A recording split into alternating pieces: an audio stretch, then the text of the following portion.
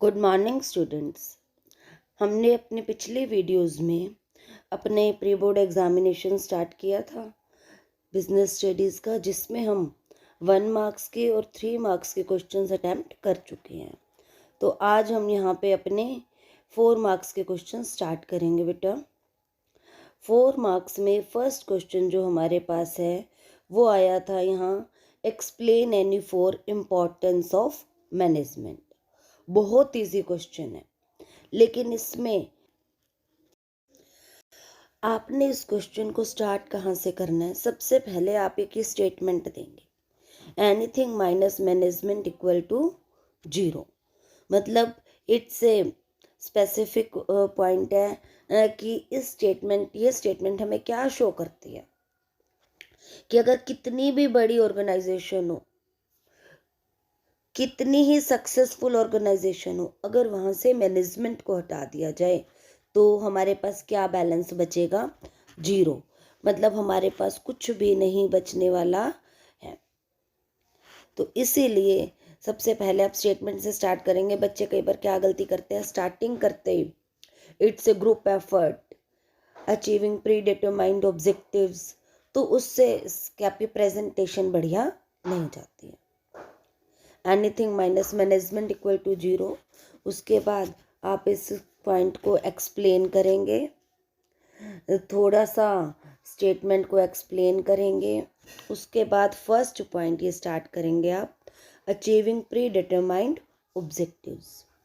जो ऑब्जेक्टिव्स, जिन उद्देश्यों के लिए एक ऑर्गेनाइजेशन की स्थापना की गई है, उन्हें प्राप्त करने में हेल्पफुल है ये।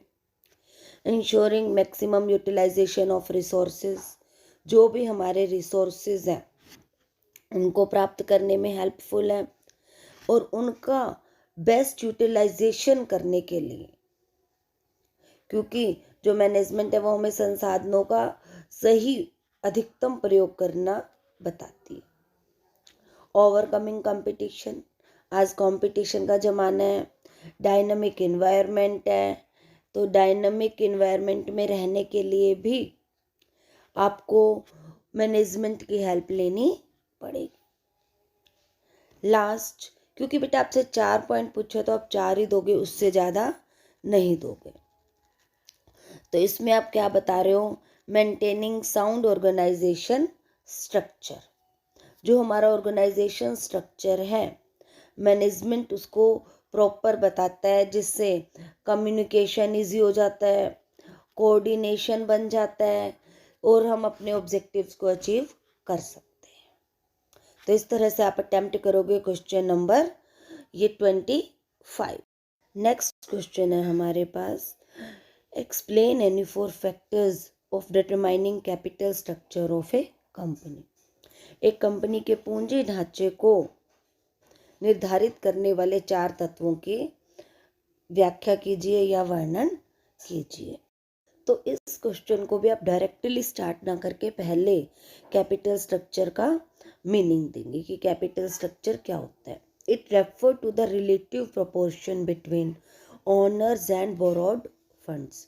जो हमारा फाइनेंस है ना, उस फाइनेंस में से आपको ओनर फंड कितना है, यानी कि percentage of owner's fund and borrowed funds, जो हम उधार लेते हैं या जिसे आप डेप्ट कैपिटल भी कहते हैं,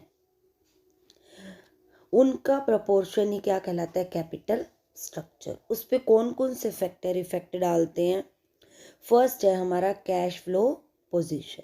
अगर कैश फ्लो पोजीशन हमारी गुड है, साउंड कैश फ्लो पोजीशन है, हमारे पास सफिशिएंट कैश है, जिससे हम अपने जो डेली रूटीन के एक्सपेंसेस हैं उनको पूरा कर सकते हैं, इंटरेस्ट पे कर सकते हैं, तो हमें किसे प्रेफर करना चाहिए, डेप्ट कैपिटल को। और अगर हमारी अच्छी नहीं है कैश फ्लो पोजीशन, तो उस सिचुएशन में हमें क्या यूज़ करना चाहिए, इक्विटी शेयर कैपिटल। नेक्स्ट है हमारे पास interest coverage ratio. Interest coverage ratio क्या होती है हमारे पास, EBIT upon interest paid. Important question है। कई बार सिर्फ इंटरेस्ट कवरेज रेशो का भी फॉर्मूला पूछ लिया जाता है, तो एबिट अपॉन इंटरेस्ट पेड जो भी हमारा होता है इस टाइम पे, तो एबिट की full form earning before interest and tax. इस रेशो से आपको क्या पता चलता है कि एक कंपनी की अर्निंग्स इतनी है या नहीं जिससे वो अपने इंटरेस्ट को इजीली पे ऑफ कर सकती है। तो इंटरेस्ट कवरेज रेशो अगर हमारी अच्छी है तो हमें डेब्ट कैपिटल यूज़ करना चाहिए, अदरवाइज हमें कौन सा इक्विटी कैपिटल यूज़ करना चाहिए। नेक्स्ट है हमारे पास कॉस्ट ऑफ डेब्ट। अगर कॉस्ट ऑफ डेब्ट लेस है तो हमें डेब्ट कैपिटल यूज़ करनी चाहिए, और कॉस्ट ऑफ डेब्ट ज़्यादा है मतलब कि इंटरेस्ट रेट ज़्यादा है, मोर इंटरेस्ट रेट है, अगर ज़्यादा इंटरेस्ट रेट है तो हमें इक्विटी यूज़ करनी चाहिए।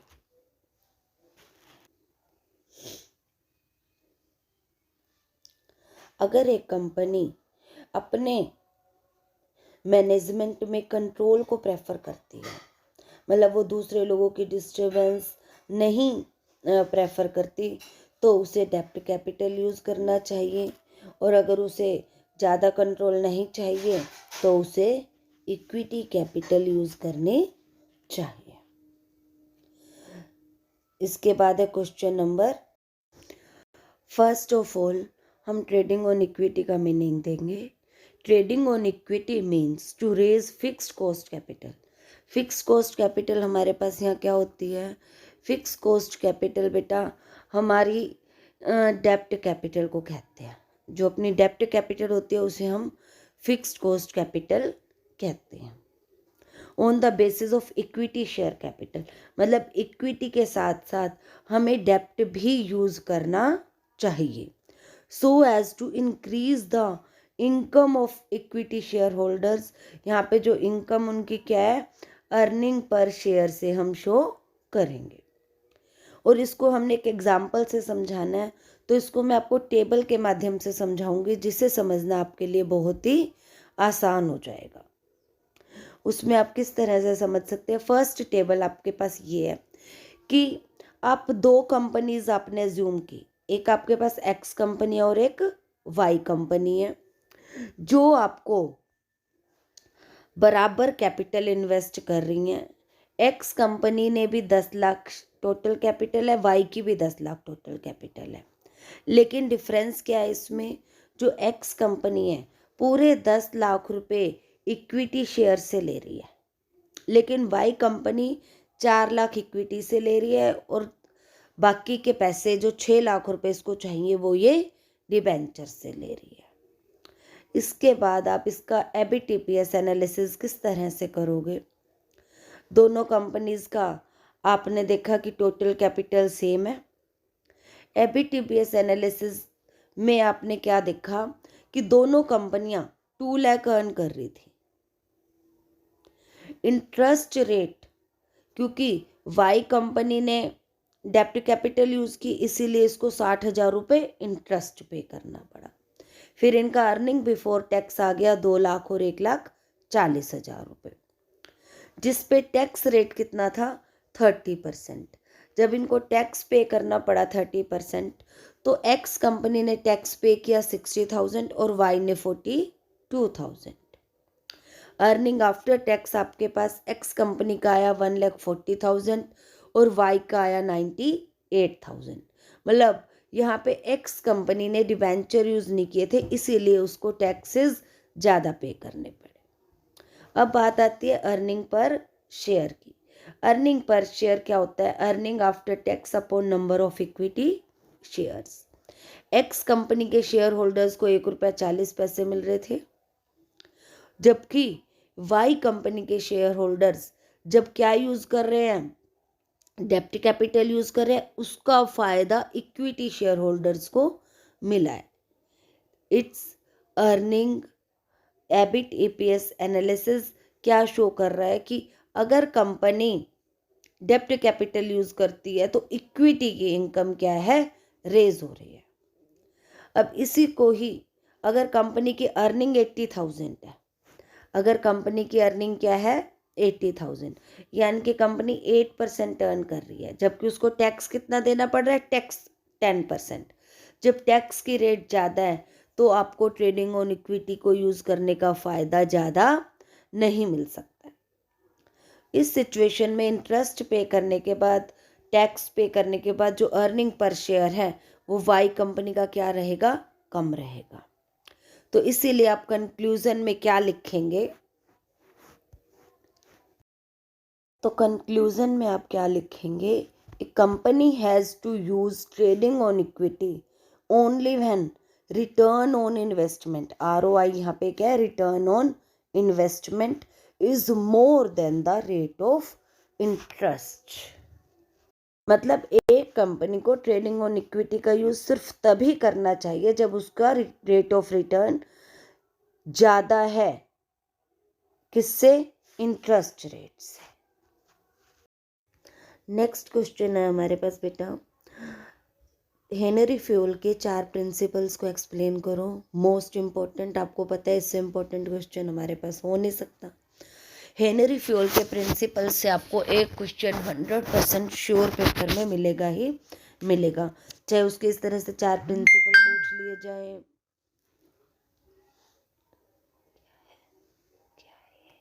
बहुत सारा वीडियो। क्वेश्चन नंबर 28 में बेटा उसने हमसे हेनरी फ्यूल के 14 प्रिंसिपल्स पूछे हैं।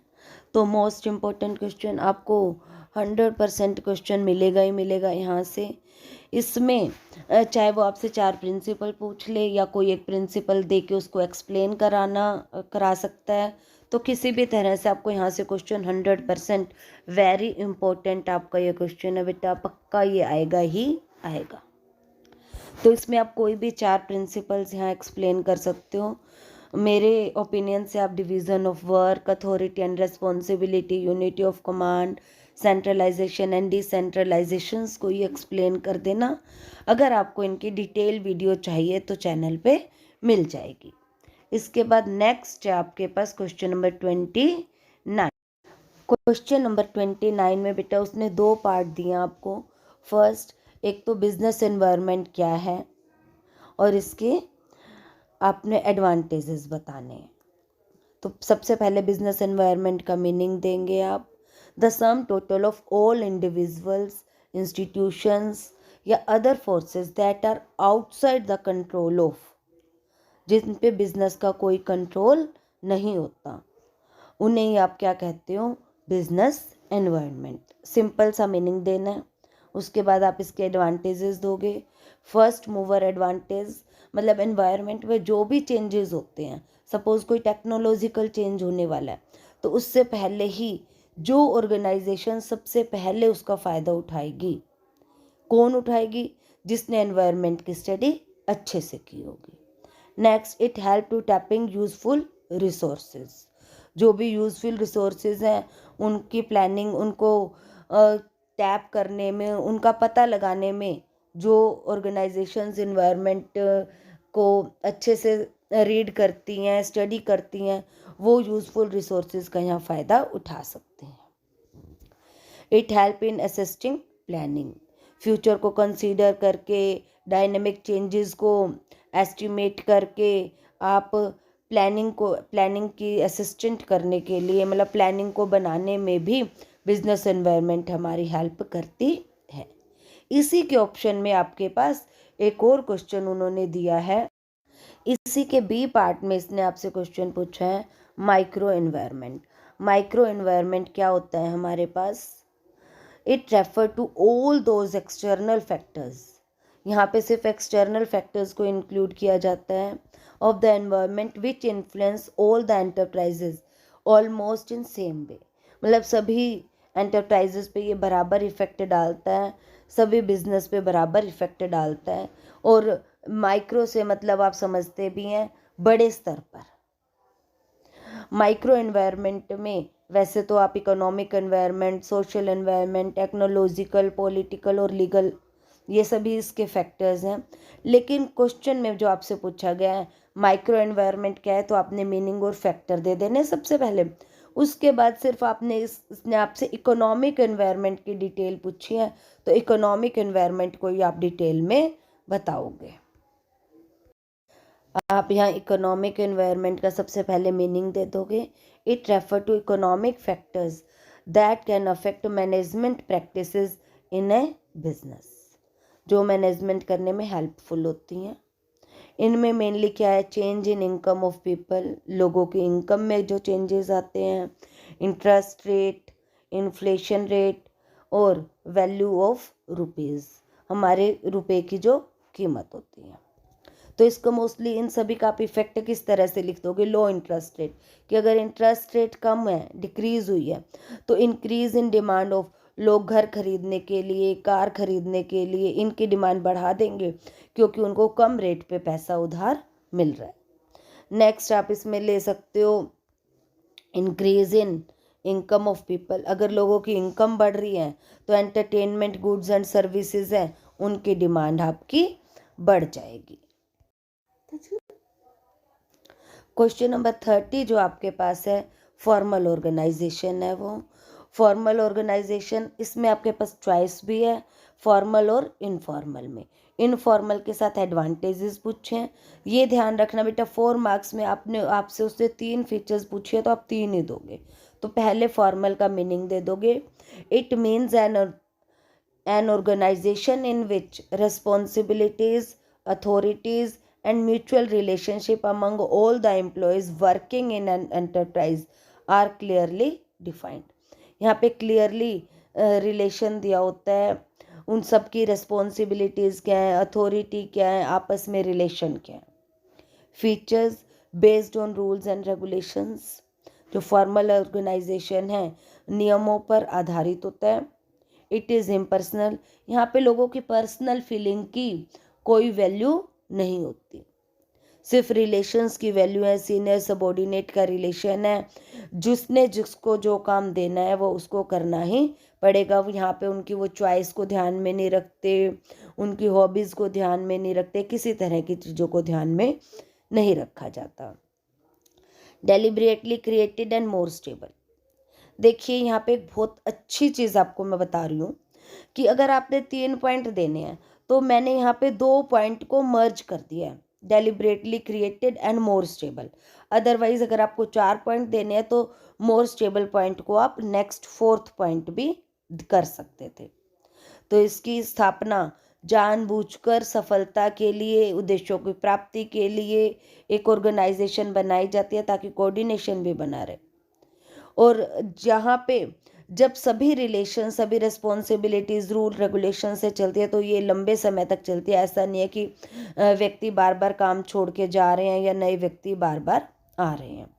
इसी के ऑप्शन में आपके पास दूसरा क्वेश्चन है informal organisation.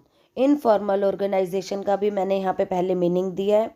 It is that organisation which is not established deliberately, जिसकी स्थापना जानबूझकर नहीं की जाती, but come into existence because of common interest, taste and religious और कम्युनल रिलेशंस।